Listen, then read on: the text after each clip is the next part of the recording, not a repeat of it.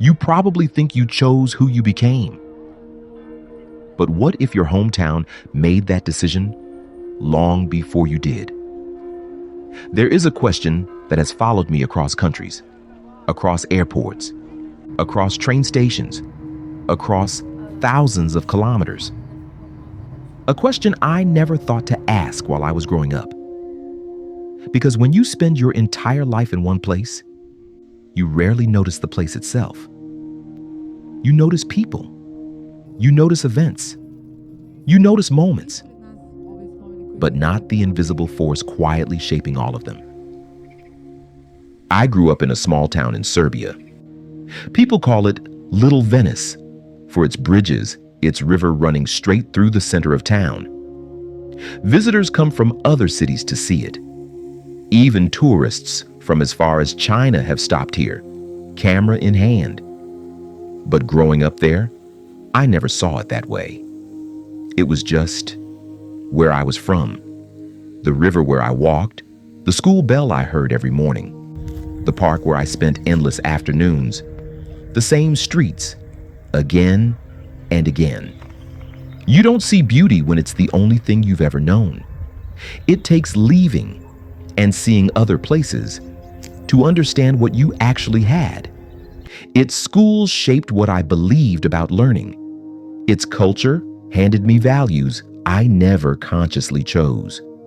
I simply absorbed them.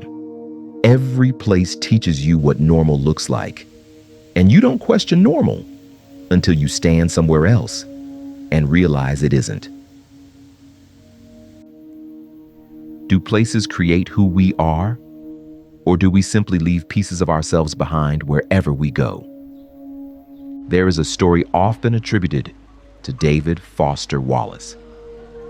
Two young fish are swimming. An older fish passes by and asks, "Morning, how's the water?" The two fish keep swimming, and after a while, one turns to the other and asks, "What is water?" We rarely notice the places that shape us until we leave them. Then suddenly, we see them everywhere, inside our habits, inside our reactions, inside ourselves. Travel changed something I never expected. Not because I discovered new cities, but because I discovered different versions of reality. In one city, people move as if time is running out. In another, they move as if time will always wait. In one culture, silence feels uncomfortable. In another, silence is respect. In one place, ambition is celebrated. In another, contentment is the highest ideal. Different places teach different assumptions about what life is for. And after absorbing enough of them, you begin to wonder which assumptions were ever really yours. If you've ever asked yourself why you think differently from your parents, why another country suddenly felt like home, or why returning to your childhood street feels like meeting an older version of yourself, then this question matters more than it seems. We live in a moment when millions of people are asking it. Digital nomads, migrants, remote workers, international couples, people living between worlds, never fully leaving, never fully arriving, connected almost everywhere, attached almost nowhere. For most of human history, people belonged to one place.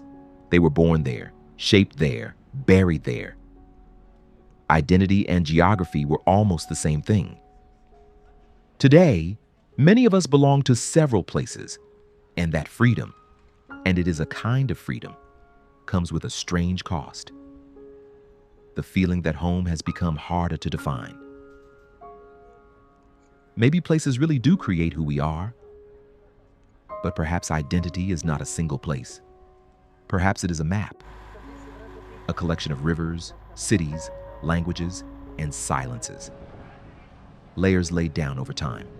some chosen, most not.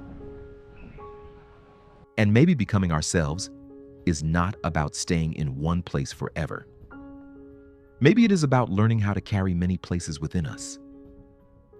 Because perhaps the most important geography is not the one we travel through.